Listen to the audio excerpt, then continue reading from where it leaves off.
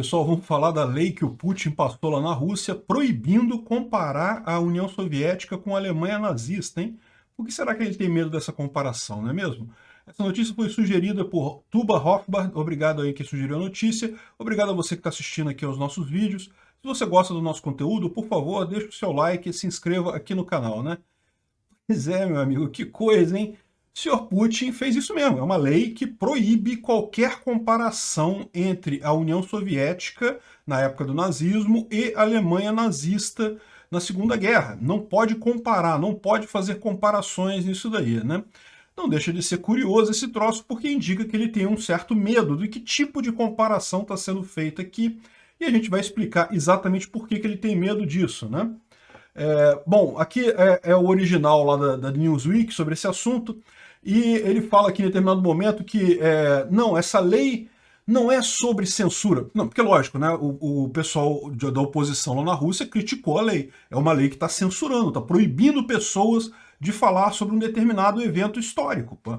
O evento histórico aconteceu. A Alemanha nazista e a União Soviética, a Alemanha nazista de Hitler e a União Soviética de Stalin, foram parceiras, elas assinaram um pacto em 1939, o pacto Molotov-Ribbentrop.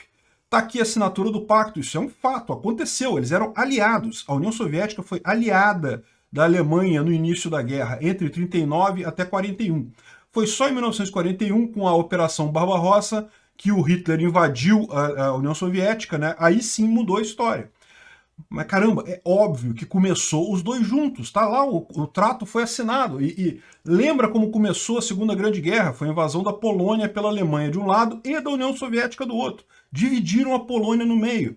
E ficaram todos os países do leste europeu divididos assim. Uma parte invadido pela Alemanha nazista, uma parte invadido pela Rússia, né? Pela Rússia na época, pela União Soviética. E no final das contas é isso daí. Até 1941 eles eram amiguinhos. Nem Hitler queria atacar Stalin, nem Stalin queria atacar Hitler. O que aconteceu foi que todo mundo sabe, em determinado momento a Alemanha nazista percebeu que ia ter problema com falta de óleo, de petróleo, não tinha petróleo nem para encher o tanque dos tanques deles lá, e perceberam que a única forma de ter petróleo seria através do petróleo no Cáucaso. Então precisava invadir a União Soviética para pegar o petróleo do Cáucaso, para poder continuar a guerra deles lá, continuar a liberação da Europa, né? Que era a visão de Hitler sobre essa coisa, né? Sempre esse pessoal ditador sempre se vê como o bonzinho, né? Como o salvador, infelizmente. Aliás, eu fiz um vídeo sobre o motivo econômico que levou o Hitler a começar a Segunda Guerra, né? Porque ele precisou começar a Segunda Guerra. Tem um vídeo sobre isso lá no Visão Libertária. Um vídeo que é inspirado, a maior parte das informações eu peguei num canal chamado TIC History, é um canal em inglês sobre história, mas tem algumas coisas também de libertarianismo, de escola austríaca ali também, e basicamente é isso, né? Em determinado momento, por que ele precisou se virar contra a União Soviética? Na verdade, a ideia do Hitler, desde o início, era conquistar a União Soviética. Ele só queria pegar a Europa para ter base, ter força para poder depois fazer a campanha pelo lado soviético, né? Só que ele não queria fazer isso tão cedo, mas ele foi forçado a invadir a União Soviética mais cedo, justamente pela questão do petróleo. E o que a gente sabe é exatamente isso, ou seja, durante um tempo a Rússia e a Alemanha eram aliados na guerra, eles estavam um amiguinho do outro. A Rússia ajudava a Alemanha, vendia coisas para a Alemanha. Não chegou a ser um aliado do tipo de entrar na guerra do lado da Alemanha, mas como eu disse, por esse tratado aqui, eles dividiram os países do leste europeus. E tudo bem, aí depois que Hitler atacou a União Soviética, lógico, se voltou contra Hitler e aí passou para o lado dos aliados, e aí sim, aí a ajuda da União Soviética foi fundamental para o fim da Alemanha nazista, né? Como todo mundo sabe dessa história, houve na verdade, a Alemanha já estava quebrada, os Estados Unidos já tinham conseguido invadir pela costa oeste, pela França, o desembarque da Normandia, e a Rússia entrou lá pelo lado leste, e aí rapidamente eles conseguiram acabar lá e tomar a Alemanha, né?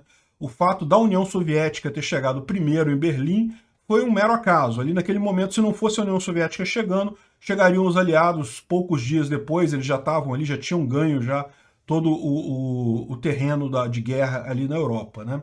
Então, ou seja, eu concordo com Putin que a Rússia teve um papel fundamental nisso daí. Desculpa, a União Soviética teve um papel fundamental nisso daí.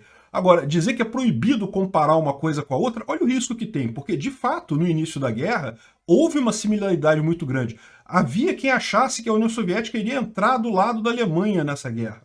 Ou seja, teve sim um negócio muito estranho ali, né? E, no final das contas, é fato que se Hitler tivesse conseguido invadir a União Soviética, tivesse conseguido chegar até os poços de petróleo do Cáucaso e assim abastecido sua tropa, talvez a ideia toda da guerra tivesse sido diferente, talvez todo o resultado final disso tivesse sido outro.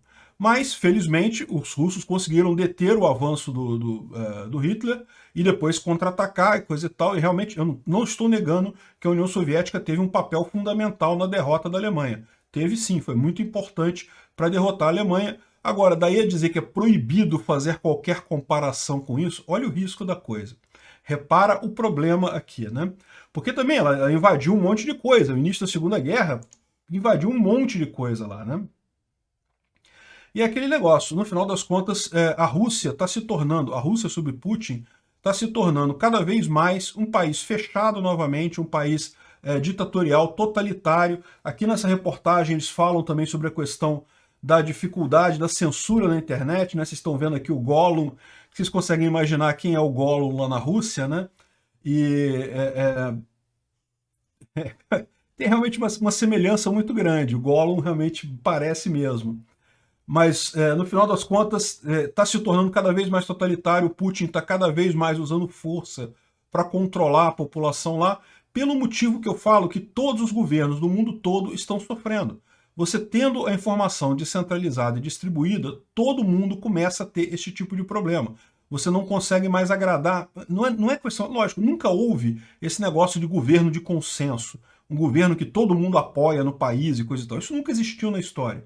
Mas havia sim governos que, embora não fossem de consenso absoluto, eram tolerados pela população, mesmo quem fazia oposição àquele governo aceitava o governo tranquilo. O que está acontecendo agora é que a coisa está indo tão distante, as pessoas estão se isolando de forma tão significativa em bolhas na internet, que você não consegue mais nem ter isso, ou seja, não é só a questão do consenso, mas nem mesmo pessoas que aceitam a outra parte, né?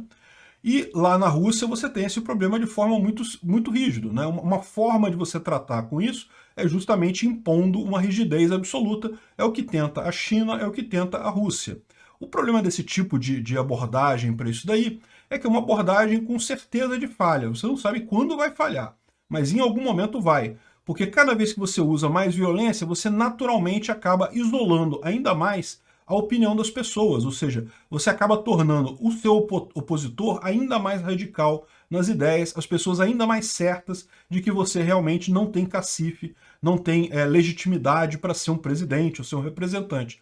Então, esse tipo de estratégia que o Putin está usando, que é o tipo que o Xi Jinping também usa na China, que é de censurar, de proibir de falar e não sei o que lá, e forçar a população a um discurso homogêneo, não funciona. É uma estratégia com data de validade. Em algum momento vai cair. A questão toda é quando, né? O Putin ainda está muito forte na Rússia, não tenha dúvida, assim como o Xi Jinping. Xi Jinping, eu diria que ele já está um pouco mais balançado lá na China. Vamos ver como é que essa coisa caminha aí. Mas esse tipo de coisa, assim, não deixa de ser uma absurda demonstração de força, né? Desculpa, uma absurda demonstração de fraqueza, né? Ele está querendo impor-se com nacionalismo, não, porque a União Soviética foi quem livrou a Europa, não sei o que lá, querendo esconder o fato de que a União Soviética, no início, era sim aliada do Hitler, né? E, mais do que isso, a similaridade entre os dois regimes. Os dois tinham essa visão totalitária, né? Um líder totalitário que mandava no país com mão de ferro e não aceitava oposição de forma alguma. Tanto Hitler tinha isso, quanto Stalin tinha isso na época, né? Eram muito parecidos os regimes então, e com certeza ambos chegaram ao fim em algum momento.